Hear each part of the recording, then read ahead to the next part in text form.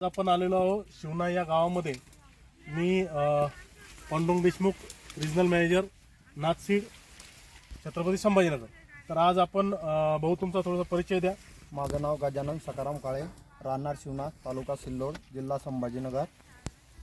आम्ही नाथसीडचे सरकी लावलेली आहे. 303 जम्बो सरकी वगैरे चांगली आहे. 60-65 कैरी पक्की होईलेली आहे तिची. बरं, किती लागवड कधीची आहे भाऊ, काय सांगता येईल? लागवड 5 जूनची लागवड आहे. 5 जूनची लागवड आहे. म्हणजे 5 जूनची लागवड. आजची तारीख काय? आजची तारीख 12/10/2024. 12/10/2024. 2024 आज आपण या शेतामध्ये. मला एक सांगा, तुम्ही जसं बोंडाचं म्हटलं की 60-65 बोंड हे बाहेरच्या साईड आहेत की आतमध्ये पण आहेत? आतमध्ये पण आहे. आणि आपण जिथं उभा आहोत हा आतमध्ये आहोत की साईडला उभे आहोत?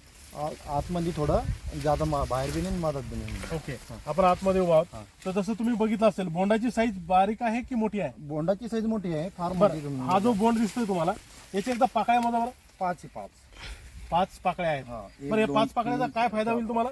बोंड म्हणजे कापसाची साईज थोडी वाढेल, बोंडाची साईज मोठी होईल. ओके, कापसाचे म्हणजे एकरी उत्पन्न शिल्लक राहील. समजून तुम्ही आता हा कुठे बघितला होता की गेल्या वर्षी लावला होता? नाही बघितलं, म्हणजे आम्ही बघितला होता. समजून घ्या, म्हणजे आम्हाला सजेशन दिलं दुकानदारांनी की तुम्ही हे लावा बा. समजून घ्या, चांगलं आहे म्हणे याची.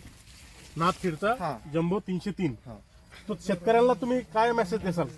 बा आता कोणा विचारला तर बा चांगली एक नंबर क्वालिटी. कारण की आम्ही आता यावर्षी समजून घ्या 2 पुढे लावले, पुढच्या वर्षी शिल्लक लावू पुन्हा अजून.